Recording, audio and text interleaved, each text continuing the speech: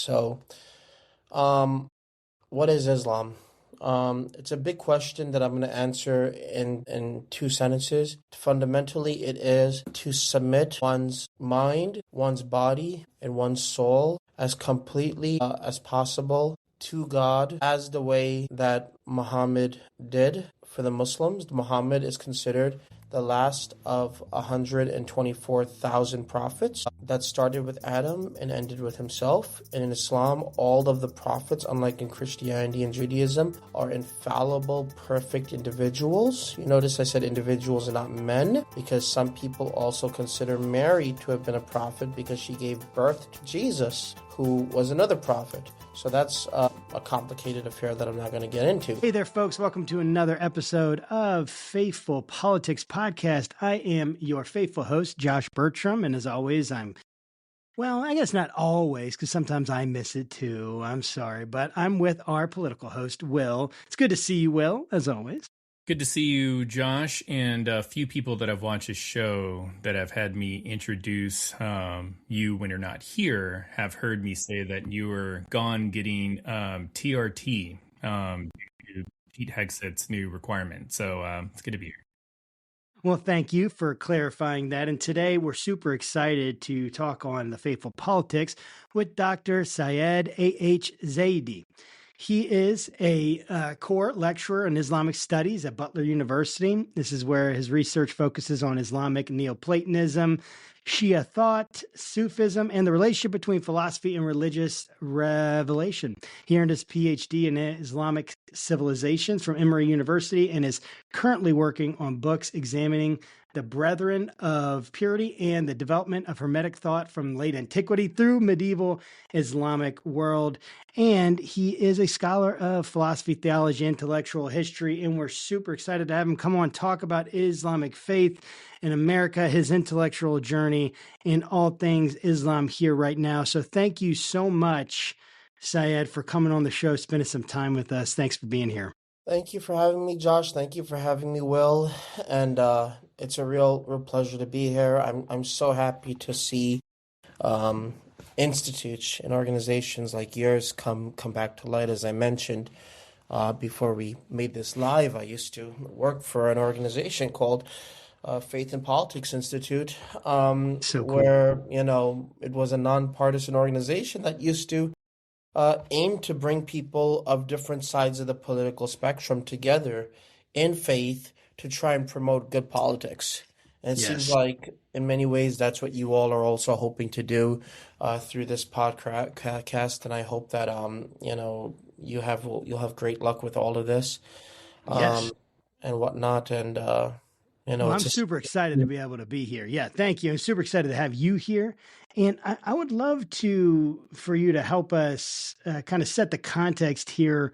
You were in international studies, right? You even said in that story, right? You've met the Obamas. You've met some pretty big hitters, even in the Democrat world. I'm not sure about the Republican, which is amazing. But you have all this history with politics, and now you've moved into philosophy and study and Sufism and all.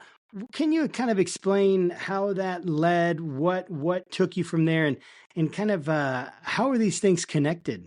Sure. Thank you. It's not, nothing is a straight line. We all know that. Let me first begin by saying that the Arabs have a very beautiful saying, and we have something very similar in English as well. They say the roots never go far from the roots, right? We have something similar, but a little more distant in meaning than this, actually. The apple doesn't fall far from the tree. And that's true. It's genetically true. It's culturally true. It's the whole nine.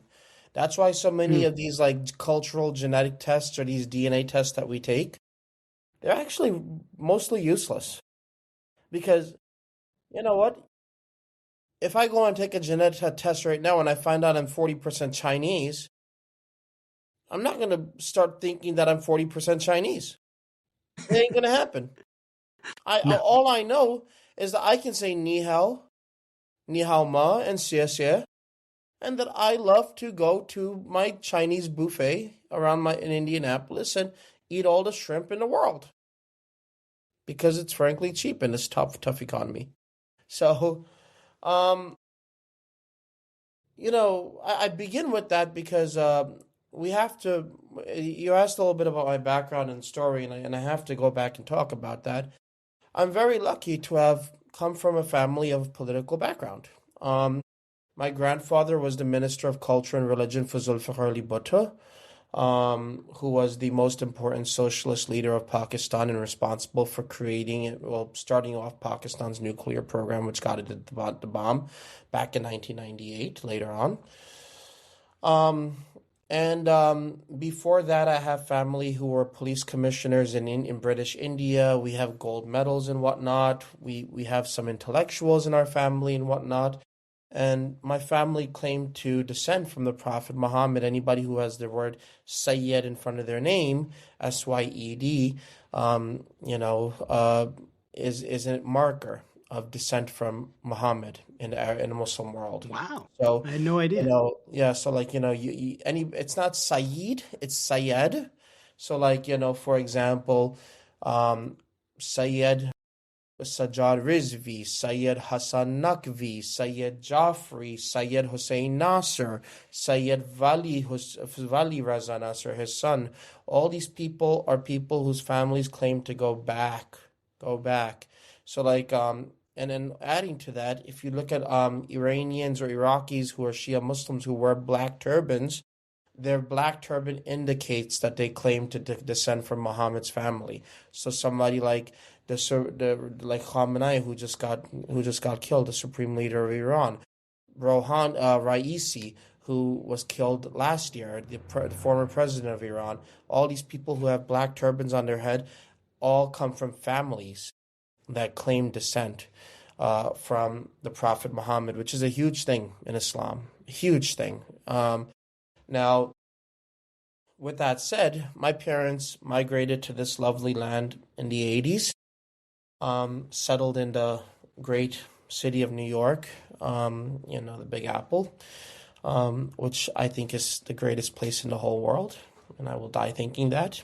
And That's interesting. I was born in the Bronx across Yankee Stadium and raised in Queens. And my parents raised me in a highly cultural, very religious way, even though they themselves questioned at the beginning of their transition to the United States, how religious they want their life to be because of the fact that they're moving to the West. And my grandfather had to actually have been the one to remind everybody in the family that if you forget your religion or your culture, you're doomed. And for that reason, from the time I was 5 years old until my grandfather passed away at the age of 16, I used to go to Pakistan at least 3 times, at least the summer, the winter, and the fall or spring. And everything in Pakistan. I haven't gone to Pakistan since I was 16 years old because of the death of major politicians who I was very close to. And I hope to go back. It's been a personal choice. I have no problem going back. But I can, even from the fact that I haven't gone, I'm 36 now. I'm double that age now. Are you do you have your past is so amazing to me. You have I feel like there's going to be a king. I feel like there's going to be an emperor at some point. You got, I love it. Now keep going. That was just, basically what ended up happening was, I, you know, I went over and I still have a map of the whole country in my head. Every place I ever visited, I could tell you exactly. I still know the address of my grandfather's house, B563 Satellite Town, Rawalpindi, Islamabad. I just said that off the top of my head. I'm not looking at anything here. I didn't prepare any notes.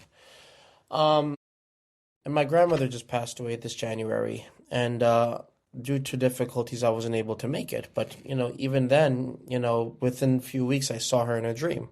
So this is the type of relationships that that was cultivated in me. Now,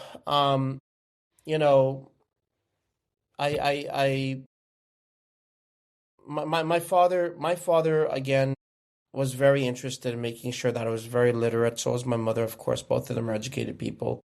And one of the first things when I was 5 years old, got involved in politics somehow, some way. I actually don't know how, but he never worked in politics, but he was always volunteering, doing this, doing that. And when I was 5 years old, I was lucky to have met Rudy Giuliani, the mayor of New York at the time, who actually still had all of his screws still tightly locked in every way. In every Marbles. way. I mean, marbles were still in. And I don't know how this happened, but I walked in and I just, somebody, I met him and he asked me, so what are the five boroughs of New York City? And I just named it off the top of my head. Of course, my parents taught it to me, but this was Right. at the age of 5. And from there on, everyone in my family, myself, my sisters, there's pictures of my sister with like a American flag as a hijab on her head, on Getty's pictures. We all remain politically involved in so many different ways. And I really do owe that to my family. With that said, um, uh, I also was lucky to have interned for the New York Police Department when I was in high school, and they had this thing called Explorers Program, and it was a really, really good experience. And I bring that up because, this is post 9/11, right? Where, we're dealing with Islamophobia that's going through the roof. Long story short, graduated high school, went to New York City, went to college in upstate New York, remained involved in politics. I had some IT stuff, nerdy stuff going on in high school, but I left that when I went to college. I still am a computer nerd every now and then. Went to college, remained involved in politics, worked up and down the entire political ladder, interned for everybody from, um, as one of my interviewers said it, because I ended up working for a advertising firm later on. I worked for every disgraced major New York politician: Elliot Spitzer, Governor Nice. Cuomo, Nice. Anthony you Weiner. know, uh, Wiener? Wiener. We didn't know Wiener actually. Thankfully, we didn't. We knew Thankfully. Wiener's wife really well because she What? used to come to my uncle's car wash, and we had a What? relationship, a friendship with her. Aberdeen. I forgot what her name was. Yep, that one. Yep, who used to work for Clinton. Yep, we knew her. Huma Abedin. Thank you, Huma Abedin. Um, I literally I have a binder here that my father actually saved of all of my letters and whatnot. I'm gonna go ahead and pull it. I remember. I don't think I can show it very easily, but I have this beautiful letter here from Mr. Rangel and his chief of staff, George Henry. You can't see it because it's blurred. I'm too lazy to unblur it right now. We will take your word for it. From the New York State Democratic Committee and whatnot. This is basically my entire college career right here. In I a have like notebook. That's a in this great binder. idea. Thank you, thank you. I also have my high school transcript, which I never look at. Who would Um, want to look at that? yeah, I want to seriously. get Well, as my far away father from that saved as it I as a keepsake, right? Be like, you think you were great, but let's can. just look at some of those Just days. remember who you really were. Yeah, I tell you what I actually still have in my office is a binder from biostatistics from an open book class that I got a D minus in. I have the class and the binder, the course textbook in the binder. And I keep these things because I also private tutor math and English on the side, and it's a nice reminder of what you can and cannot do. Um, Yes. so what ended up happening was I was extremely involved in college, and I founded my college's first Muslim club. I was the VP of the Jewish club Hillel. I can still pray in Hebrew. I can read Hebrew and whatnot. I was the VP for 10 different things on campus. Extremely involved. And I remember one of the last things I did before I graduated was I blew out the candles to the Sankofa, Kwanzaa, candles, and for Kwanzaa. And I was a junior in college, and you mentioned my interest in Sufism or my intellectual interest in Sufism, and all cards on the table. I'm not a Sufi. I'm a confessional Shia Muslim. But, there's no such thing as a vacuum. So everything does, talk to each other. With that said, um, I let me just say this before I talk about what caused all of this. When I was 9 years old, my father used to put these traditional Pakistani Indian songs on.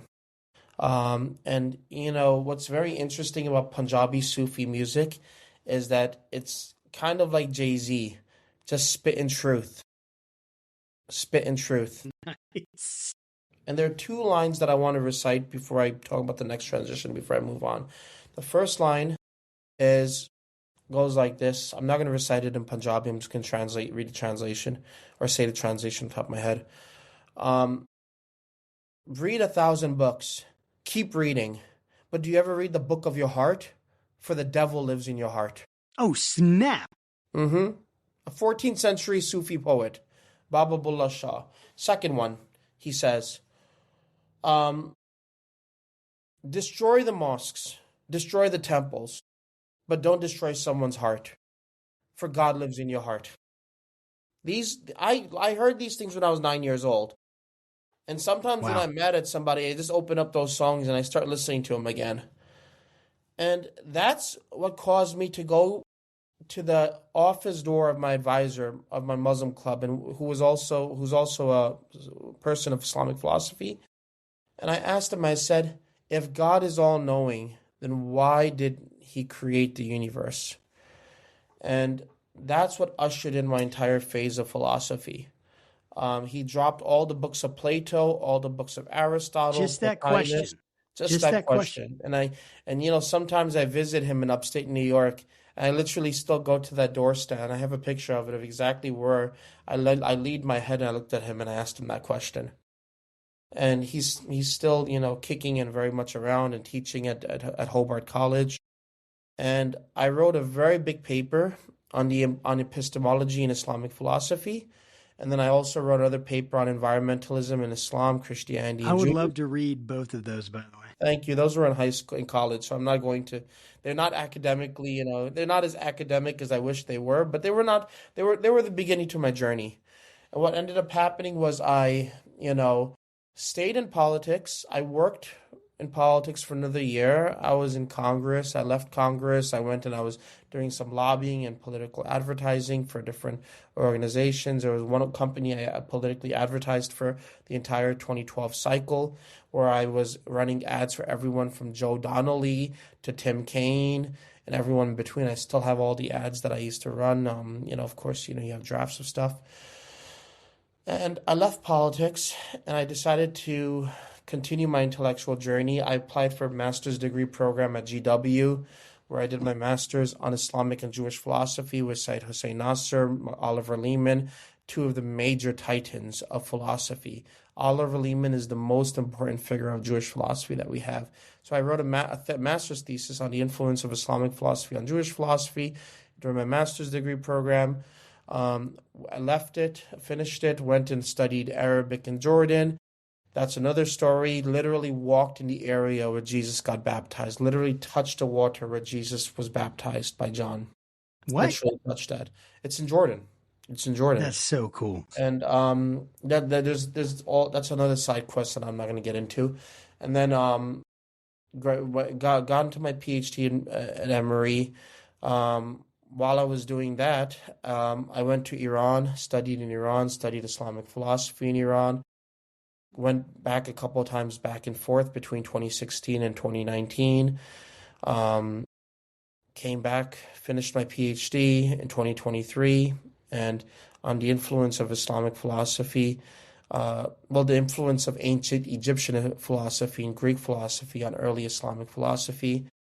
Got my first job at Fordham University, went back home for a year, decided that wasn't the place for me. New York's great, but it's just crazy there. And was lucky to found this great job here in Indiana, Indianapolis at Butler University, where I teach everything from Arabic and Persian to Islamic philosophy, introduction to Islam, and everything else. And I'm very active in other places as well, different organizations and whatnot. Yeah. And there it is. So I'm sorry it took Looks like I took 20 minutes. I'm so sorry about that. You're fine because I I think loved hearing it.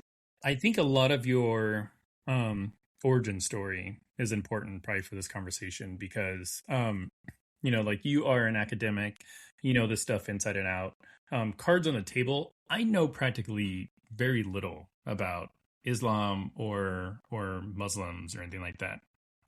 Even though I deployed to Iraq, I was there for a year, and I've been to Saudi Arabia for 2 weeks. The first time I met my first Pakistani, um, and but that's about it. What I would love to know is just like I just want to know more about like what does it mean to be a Muslim in America, and but even before we even get to that, like just tell us like what is Islam. So like when you turn on the TV or when I talk to some of my more like hard right friends, like they are frozen in fear about Islam. They think that like Definitely. there is like a wave Sharia law. of stuff. So I don't share that view. So help me understand like what is Islam, what is Muslim, what is Muslim, what is Islam, and yeah, just make us better Americans by understanding what. Well, we all are great Americans. We're lucky to have been born in this land. I think all of us are, and we should always be thankful for it. The Prophet Muhammad said, Hubbul watan hubbullah. Love of land is love of God. So, um, what is Islam? It's a big question that I'm going to answer in two sentences. Fundamentally, it is to submit one's mind, one's body, and one's soul as completely as possible to God as the way that Muhammad did for the Muslims. Muhammad is considered the last of 124,000 prophets. That started with Adam and ended with himself. And in Islam, all of the prophets, unlike in Christianity and Judaism, are infallible, perfect individuals. You notice I said individuals and not men, because some people also consider Mary to have been a prophet because she gave birth to Jesus, who was another prophet. So that's a complicated affair that I'm not going to get into. But what's important for us to keep in mind is that what differentiates Islam from Judaism and Christianity, what differentiates Islam from Judaism is the fact, because this often comes up, Islam and Judaism are so similar. They both eat halal and kosher. They do this, they do that, and etc. That's all true. But what is the differentiating point? The differentiating point is the fact that for all Muslims, all of the prophets from Adam to Muhammad are perfect individuals sent down by God who guided human beings. And what I like to say is like a sine wave, right? We begin at the zero. Then, a prophet comes up, brings us all the way up to a point in a curve. We're all living happy, go daisy. Then boom, we drop again. Another prophet comes, Noah brings us back up after the flood. We drop again. Abraham, Moses, Jesus, Muhammad. And now all people of all religions believe that we're entering into a low period in time where we're going to hit the bottom of the bottom, and then, the Messiah will come, right? All Muslims believe the Messiah will eventually come, Jesus. Christians also believe Jesus' second return and whatnot, and Jews believe in the Messiah and the Moshiach. The differentiating point between Muslims and Jews is the fact that all of these what Muhammad brought is nothing but a pure repetition of everything that every other major prophet brought. And there were altercations that happened in the traditions that took away from one's ability to perfectly submit themselves to the one God, one and only God. The word Allah in Arabic means God. The word Allah means God. It doesn't mean anything other than God. It's just the Arabic word for God. So, Christians use Allah when, all like the in time, Arabic speaking countries, they all say the Allah time, to talk about God. all the time. It's the same exact word as Dios, as Khuda in Persian, as Theos in Greek, Theos whatever in it is, Greek. right? Exactly. So, it's the same exact word. Of course, Muslims, some Muslims do believe that there's a certain power that comes with that word, as everybody will have in their own traditions, but literally it just means God. And Muhammad, uh, you know, uh, brought that message of monotheism down in a way that reflected everything. And let me just end this question with saying that there's a beautiful hadith statement of Muhammad. And all Muslim traditions, you have this thing called hadiths. They're called statements of Muhammad. So the way a Muslim become a way a Muslim, and the word Muslim literally is means someone who follows Islam. It's literally just the what is it called, active participle of the word Islam. That's all it And is. is it like Islam would be like submission, and a Muslim is someone who submits? Yes, Is that correct? exactly, Okay. exactly. So that's all. But a Muslim is a person who submits to God in a way that is in accordance with the teachings of Muhammad. And the way that one finds the teachings of Muhammad is they go and they usually subscribe to one of the four traditional schools of Sunni Islam, of law, one of the three schools of Shia Islam, and that's really that. I mean, those are really the seven main choices. And then within these traditions, there's also esoteric stuff going on, like the Sufis or the mystics and Shiism and whatnot, which I'm not going to get into. But the No, that most makes important sense. thing that we need to keep in mind here about what a Muslim is a Muslim who is a person who submits to God completely and absolutely through following the way of Muhammad. Muhammad said that he is leaving two weighty things, the Quran and his family. And the two will not separate until they reach him at a mystical pond, which I'm not going to get into. So Muhammad, says so many things regarding his family and regarding in the Sunni world, his companions as well, about following them and making sure that all of this stuff, is worked out. So, it's similar in Christianity and Judaism as well, right? Yes. Because in Christianity, God, even though Christians believe that Jesus is God, you Christians follow Jesus in his bodily form in order to get to Jesus in his spiritual form and therefore God in their belief. And the Hmm. same thing goes for Judaism, right? They follow the Torah, the Talmud, and everything, which is all a bunch of teachings that they claim was revealed by Moses or written by Moses, depending on who you talk to. And that leads one to God and practicing all these ceremonies. So it's the same deal, really, just Yes. in a different world, Yeah, different world.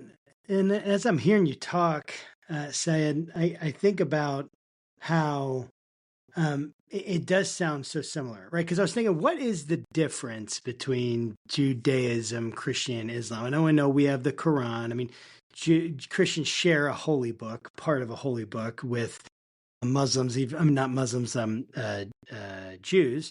But I do know that the Quran mentions the Bible many times, just for lack of like a better word, just the Bible, the Jewish and Christian scriptures many times. Characters from there, Adam, Satan, different names and things like that. But a lot of the same characters are there. And when I hear you talk about it, like I think about how in Christianity, you have Protestant, you have Catholic, and you have Orthodox, right? A lot of people forget the third, branch. And then some people even argue there's a fourth branch of Pentecostalism, which has been its own kind of crazy growth, whatever. And I grew up Pentecostal. And so I was always kind of feeling like I was the one who was like in the newest branch or whatever, but that's very debatable. But this idea, right, that there's definitely diversity. You don't say Christianity as if there's one Christianity. There are parts of the Christianities that put them under one umbrella, right? But they're very diverse, and sometimes people who are outside of the traditions don't understand that, and I know that that's the case for people outside of the Islam. I don't. I'll be honest with you. I taught 1 year at Fordham University, and the one thing I kept asking from everybody is for an introduction to Christianity syllabus. I never got it. I never got it.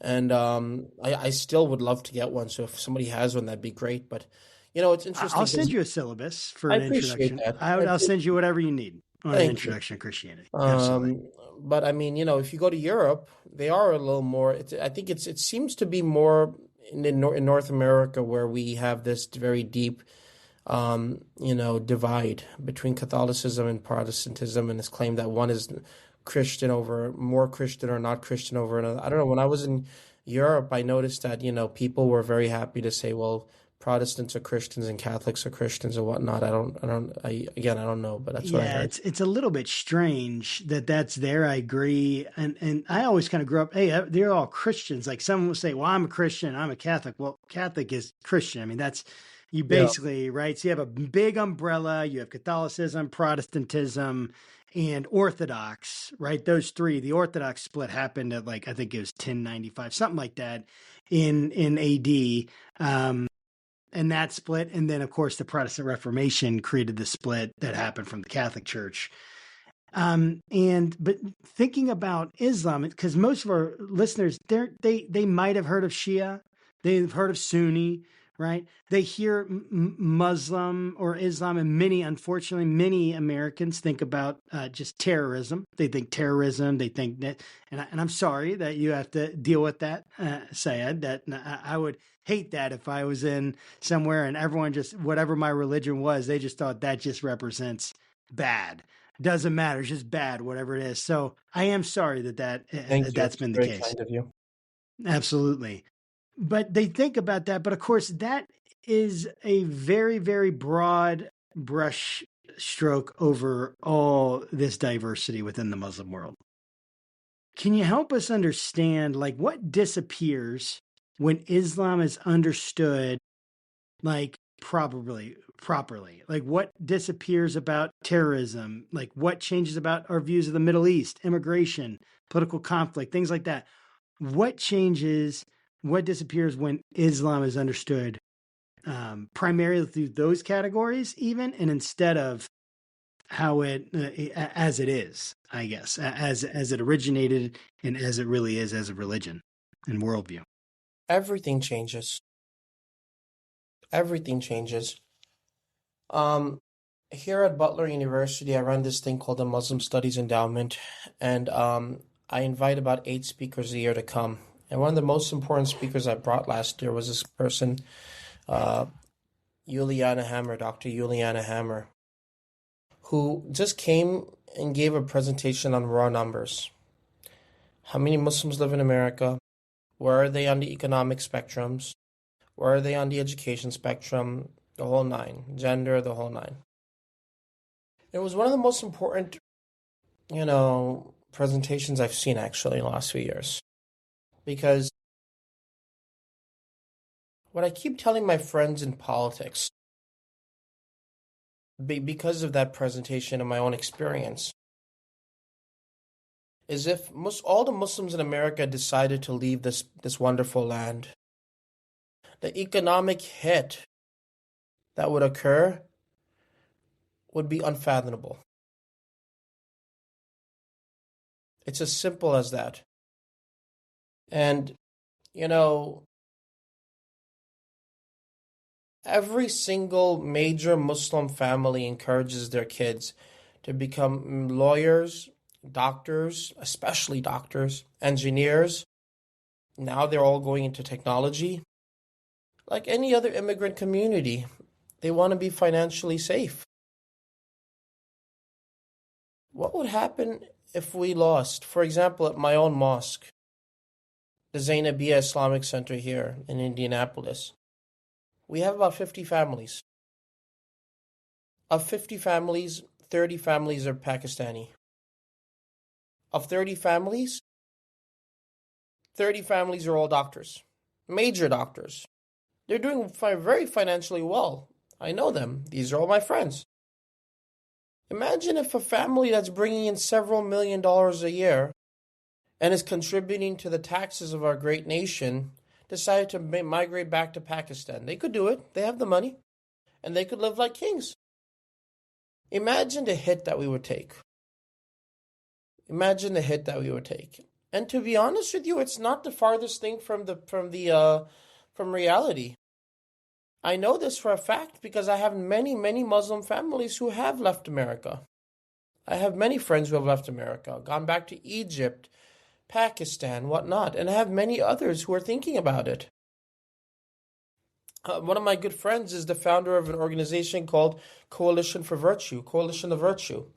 And he was very upset about some of the what he believed was, 13th Amendment right infringements that were occurring with the teaching of LGBTQIA topics in school. So as a conservative Muslim, he opened up this organization. His name is Kareem Munib. I was living in his basement at the time. And Fox News was pulling up to his house every few weeks to get an interview out of him.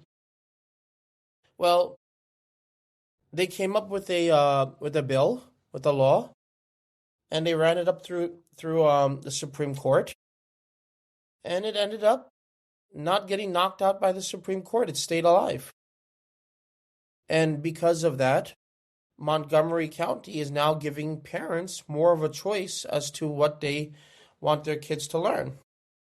And, as a person who's center-left, as I mentioned, I was kind of like, on defense with the whole time that he was doing that. I see a pride flag behind you, Will. And I get it. But the bottom line is that the majority of Muslims, if not the majority, a great minority of them, are still conservative. And, it has been incredibly tough. We have had 8 waves of Islamophobia in this country. 8 waves. Wave number 1, during the era of slavery, when so many slaves were forced to convert from Islam to Christianity. We are finding mosques buried under the ground. We are finding Qurans, journals of Qurans in Arabic and whatnot under the ground. Wave number 1. Wave number 2 happened during the 1979 revolution in Iran. Wave number 3, 1994, after the unfortunate attacks on the World Trade Center. Wave number 4, four now, 9/11. 9/11. Wave number 5, Obama. We all saw what happened when Obama became president. We none of us can ever forget when that woman said to McCain, God bless his soul, that Obama's a terrorist because he's a Muslim. Wave number 6, Trump 1. Wave number 7, Trump 2. And there's been smaller waves in between. But 7 major waves of this nation declaring that we, the Muslims, are the enemy. And what have we done? Yes, there's a billion of us. But just like any other faith, there are good people and bad people. Absolutely. And, I remember how people were treating Keith Ellison when he became what he was. First, congressman, and then, now he's attorney general. It doesn't end. So you ask what would change if people were to understand the diversity within the Islamic world. And I respond with saying everything. Because Muslims want to be a part of the fabric of this great nation. We do. As a person who used to work in politics, who is a committed Muslim, a person who teaches about this stuff, I cannot begin to tell you how much is actually on the line. For both sides, actually. Both the Muslims in America and the non-Muslims in America.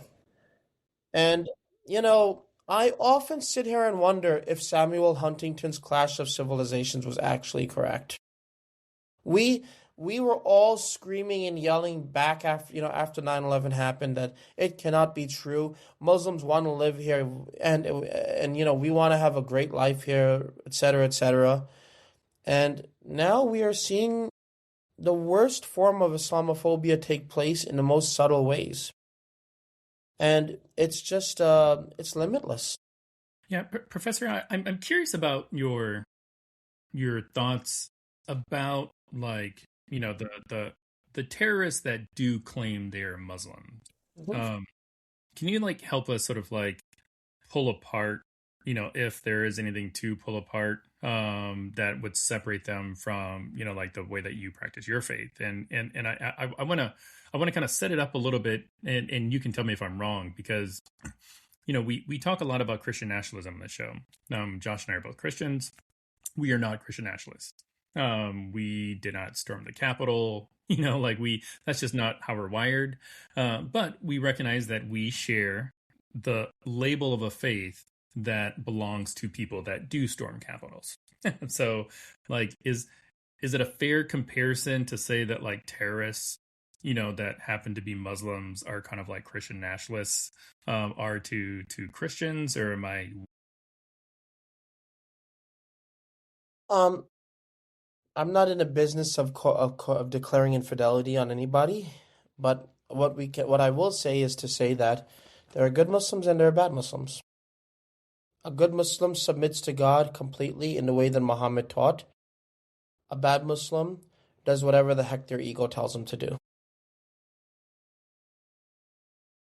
Now, let's take that argument even further and forget about what the ego tells them to do. What money tells them to do, right? Exactly. Money talks. Money talks.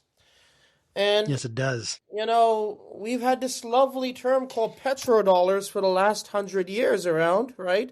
Ever since the United States and, our friends decided to go put, gold bags on the donkeys of people who can't even read for their life in the Saudi regime. And I got nothing to lose. I mean, if they want to tell me that I can't go to Saudi Arabia, then I won't to do my Hajj. It's okay.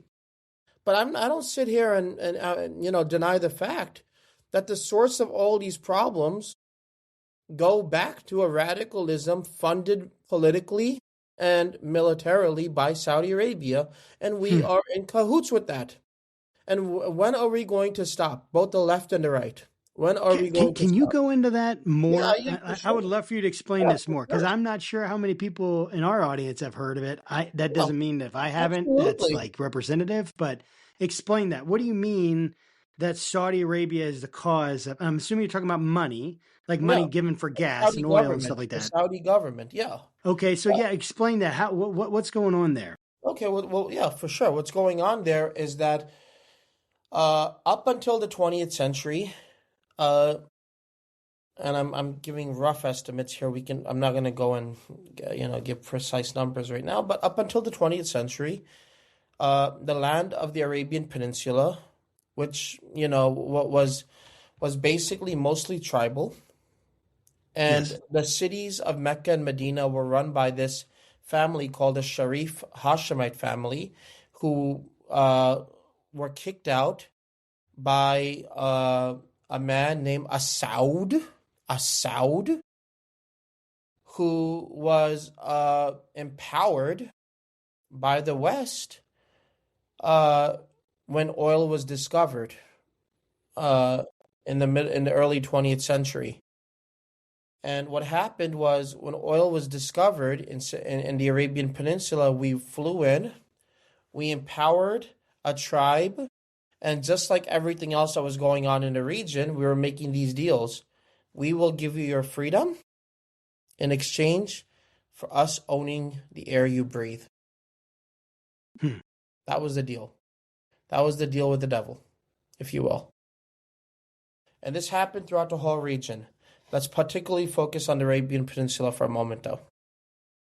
What happened in the Arabian Peninsula was we chose the dumbest of dumbs to run the people, because obviously politically we always think that if we can find a compromised, intellectually unaware person, to own, they'll be the easiest person we can, throw around, which has been the case actually, right? Yes. And we empowered the Saud family. The Hashemite family got kicked out of Arabia. They got thrown into Jordan and also Syria. I'm not going to go into the rest of the history there. Well, what ended up happening was, since the beginning of the 20th century until now, we have had a regime, an autocratic, nepotistic, religiously corrupt regime that has been taking the verses of the Quran literally. They subscribe to a form of Hanbali Sunni Islam. Hanbaliism is one of the four schools of Islam. I'm not getting into law schools of law, but within the school of Hanbaliism, there is a school of thought called Salafism, which literally means to take things literally. They are the radicals. They are the intellectual radicals. So I give you a very simple example of how this works. There's a verse in the Quran that says, slay the disbeliever wherever you find them. What is a disbeliever in Islam? It's not a Christian or a Jew. They are protected people in Islam. The Christians and Jews are people of the book. We love Christians and Jews. We can marry Christians and Jews, etc. Vaguely speaking. But the disbelievers particularly are pagans. So, first of all, the verse was mostly abrogated after the death of Muhammad. It's in the Quran, people read it, but it's abrogated in terms of legal, effect. People don't, most people will say we don't need to apply this because there are not that many pagans to begin with. But the Saudis decide to stick to it. And they reapplied that verse to include Christians and Jews and everybody else. And then Wahhabism, which is the political wing of that, founded by Mr. Abdul Wahhab, the founder of the Saudi, one of the founders of the Saudi dynasty, takes this religious ideology, which is considered to be an abomination by everybody within these four schools of Sunni Islam, not to mention the Shias, of course, and he politicizes it, and he makes it the state religion of Saudi Arabia. So then what happens is, when he politicizes it and makes it the state religion of Saudi Arabia, and you combine that with the fact that they're sitting on bajillions gallons of oil, we're buying the oil from them. We're buying it. We're getting oil here. Money is going there. Funding them. Money is going there. Then they're using the money that they get to buy weapons from us, stock and then them use up, them against them. and then we see what happens after that. and this has been kind of like when the cigarette company that gets you addicted and then sells you the thing to get off of the cigarettes, and then exactly. And this has been the whole deal since the 20th century. And let me tell you, every form of radicalism that's in the I don't like to call the Middle East because I like to call it the Muslim world, because 90% of the entire area is Muslim, and in America, it's either we call America Christian or we call it secular, but we don't call America anything other than one of these two. If you see where I'm coming from here, and you look at 90% of the problems that come out of the Middle East Muslim world. And it's all coming from different forms or variations of this happening. I give you an example. In Egypt, the Muslim Brotherhood, which is the biggest political and religious problem in the state, is nothing more than a cousin of Saudi Wahhabism. And I can go into this in great detail, which I'm not going to. But I mean, we're going to have you back on, Syed, to go into more detail. I look forward to that. But the bottom line here is that, the Saudis have been mainly responsible, and we have been in bed with the devil. Since the 20th century, and Osama bin Laden was a Saudi. He was trained in Saudi Arabia. The entire radicalization of a nation like Pakistan comes out of Saudi money. I'll give you a very simple example of this, and then we'll move on to the next question. For 1,400 years, Muslims celebrated the birth of the Prophet Muhammad. 1,400 years. Until 60 years ago, uh, really 50 years ago, uh, it was continuing. 50 years ago, Saudi money started going really hard into Pakistan, really hard. And so many Sunni Muslims stopped celebrating the birth of the Prophet Muhammad because the Saudis are not theologically as loving of Muhammad as a spiritual reality as the rest of the Sunni and Shia Muslims are. And because of that, they went and they destroyed an entire culture that existed. I'll give you another quick example, and then we move on to the last one. The most common phrase right now in Pakistan, the most common way to say goodbye is saying the phrase Allah Hafiz. Allah means God, Hafiz means protect you.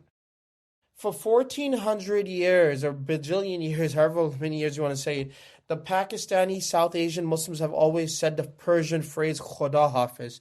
The word for God in Persian is Khuda.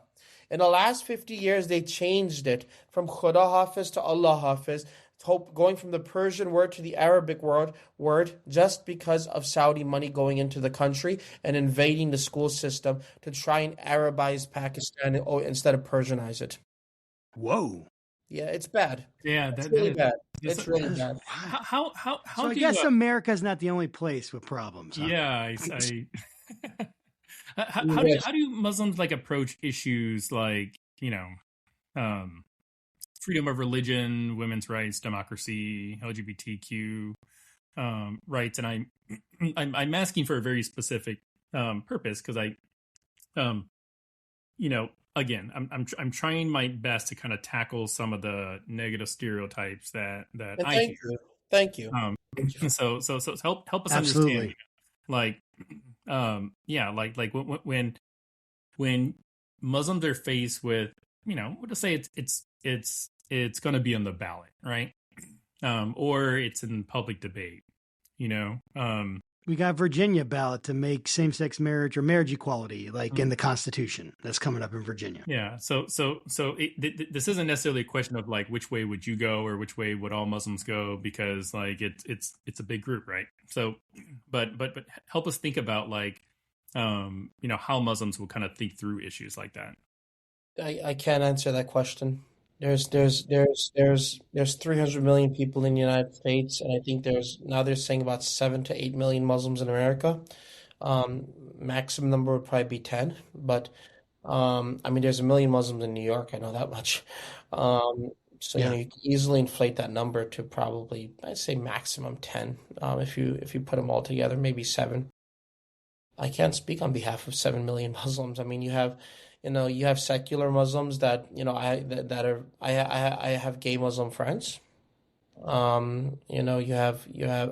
have conservative Muslim friends. I mean, we're sitting on Faithful Politics with a conservative Christian, a person who has a pride flag at the other side of his room. You know, Hmm. it's it's it's impossible. I mean, all I will say is that you know we're living in 2026, and I think everyone is trying to figure out. I mean, I'm 36 years old, and it was hard for me to get to where I am. So everyone is going through their own, transformation. And I think the best way to answer this question is actually going back to the famous statement of Muhammad, Man arafa nafsahu arafa rabbahu. He who knows himself knows his Lord. And I think we're all trying to know ourselves. And the best way if we know where we stand on these types of issues, then we will vote accordingly. Um, I can't speak. I can's say that. It's just too. I mean, if I was to say something like, oh, all Muslims like green apples instead of red apples, that's just not true. I mean, it's.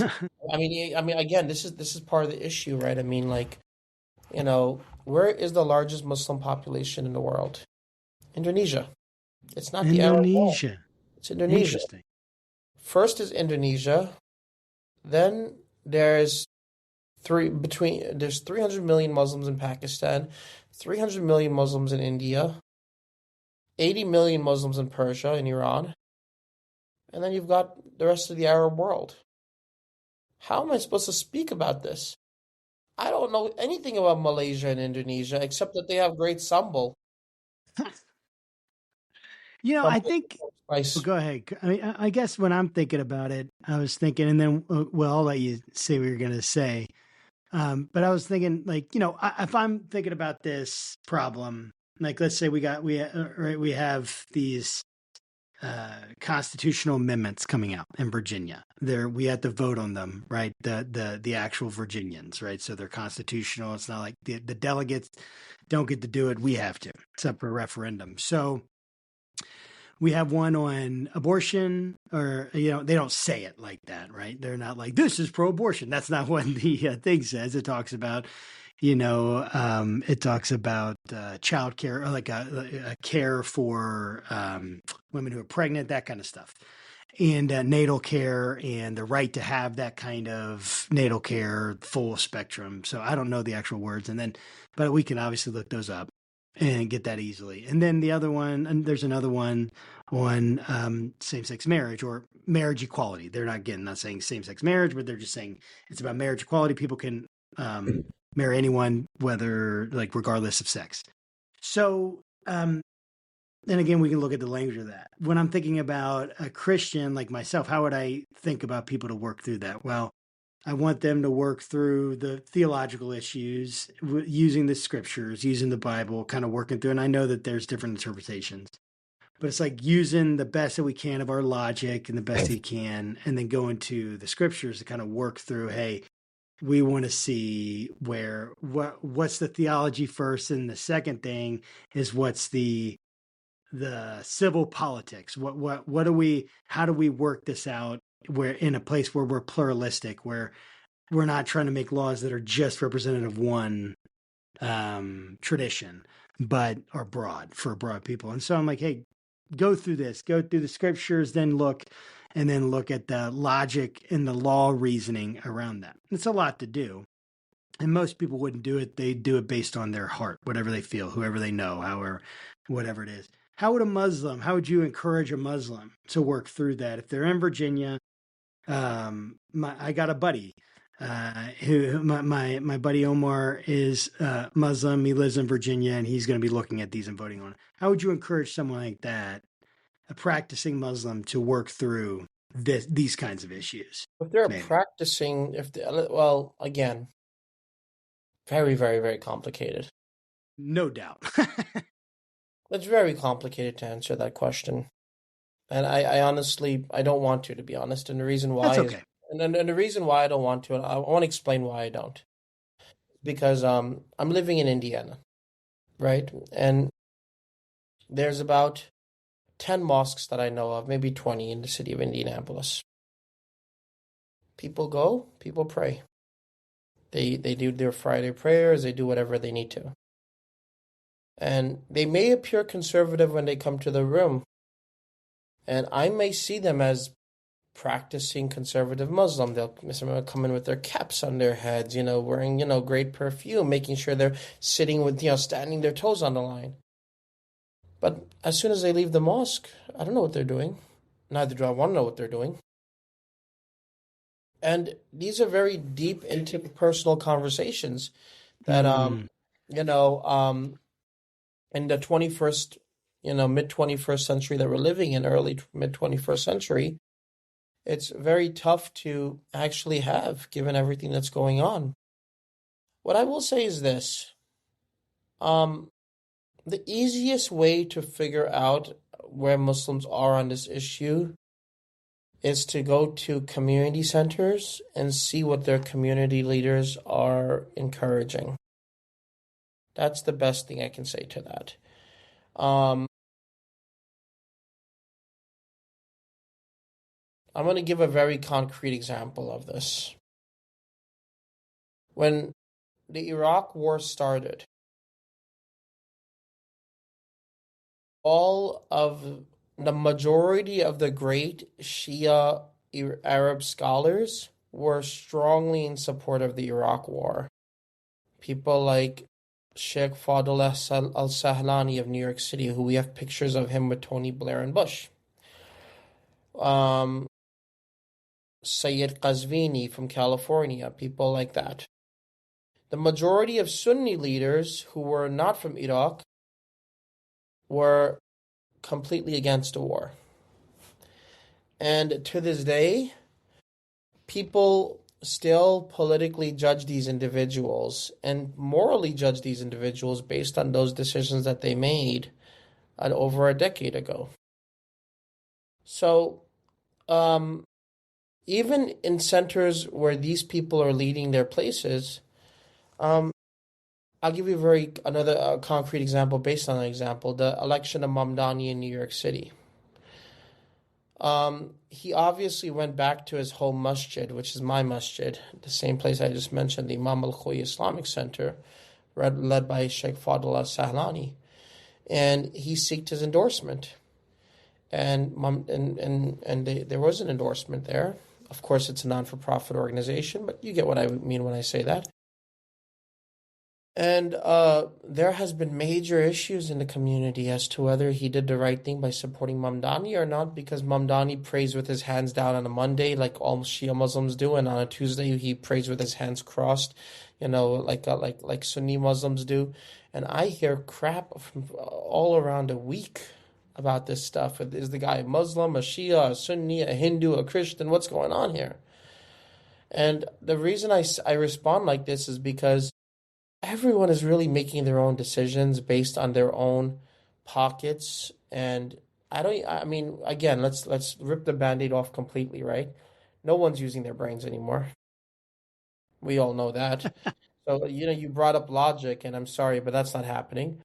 No, it's not. I always tell my students that if Descartes was alive today, he would not say cogito ergo sum. He wouldn't say I think, therefore I am. He'd say I feel, therefore I am. I feel, therefore. Exactamente. So, somebody can walk up to Omar tomorrow and say, look, man, I'm going to put $50,000 in your pocket and take you out to dinner. And you know what? Maybe I'll buy you a couple of tickets to go to Six Flags together. Just do me a favor and make sure you vote for this law promoting LGBTQIA rights in Virginia. And we all know that money talks. I mean, at the end of the day, how is it going to affect Omar? We don't know. He's not telling anybody whether he's gay or bi or straight.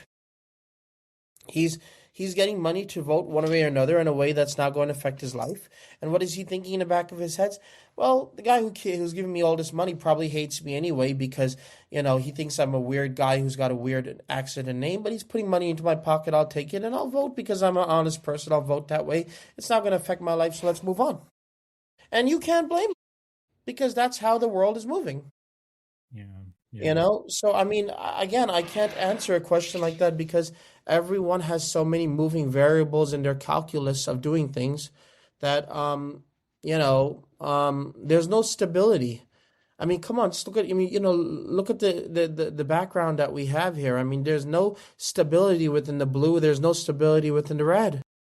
We are living in the worst age of politics since the age of Sparta.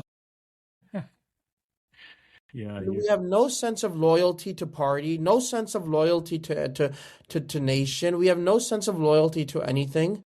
It's just absolute anarchy in every direction whatsoever. And I'm just going to end this statement with just saying, I hope to God that we can come back to some sort of like centeredness in both of the political spheres. Because we all know that MAGA is not republicanism, and we all know that the Social Democratic Party is not pure the left. And I think the question we all have to ask ourselves is this a phase, or is it here to stay? I don't know. Oh God, I hope it's not. I hope it's a phase, dude. I hope it's a phase too. Well, Syed, thank you so much for coming on our show. We would definitely love to have you back. So many questions. So many other questions. Sorry we didn't get into more details. Oh no. This is like one of those moments like where after George Floyd, like all my friends were texting me because I'm like, one of their only black friends, and they're just like, sorry, Will, like I'm like, oh, sorry for what, and it's just like when you find somebody that has had an experience and has an education like you do, like I just want to know everything that because like part of the thing that I think that hurts me is seeing other Christians have such hate for this Yes. religion that they know very Yes. little about. I mean, Yes. and I know and very the little people in the about it. religion. And the And it's people. gotten It's worse. awful. It's gotten worse. I mean, when I was 11 years old and 9/11 happened, I mean, there was so much interest, genuine interest in Islam and religion and whatnot, and we thought it was going to get better. But thanks to to all of the other trends that have happened, the technology trends, the political trends, the economic trends, it's gotten a billion times worse. And I'm not blaming anybody. I'm blaming everybody, but I'm not blaming anybody. Because we just it's you know I say this often, and it doesn't it's happened in multiple institutions. And right now, we are all thinking about putting a computer ban in our classrooms. And I don't want to do that because I like to treat students as adults. But I have been predicting a volleyball tournament between America, Iran, and Israel for the last 4 semesters. And I've been telling my students that there's going to be a volleyball tournament and they're going to start putting more water and ethanol in the gas because of how expensive it's going to cost. And we're all going to feel it. And no one paid attention in any of these semesters, and now they all remain shocked that this is happening. And I'm like, you just have to look a little bit into history. Mm-hmm. So, Yeah. the reason I say this is because, we really thought that things were going to get better, but unfortunately, we decided to shut down our minds. We turned off our minds completely. And we literally moved from an era where subjectivity became objectivity to an era where even subjectivity is not important because we don't have thoughts anymore, we just have feelings. All we are is nothing more than a rise and fall of dopamine. That's it. It's true. Yeah, No good. we're You in the know, age and, of feelings, for sure. Well, thanks again, Sayed. thank Like I you said, for having this me. has been Thank great. you for having me. And to our audience, hey, thanks again for stopping Yes. by. And as always, make sure you keep your conversations not right or left, but up. And we'll see you next time. Take care.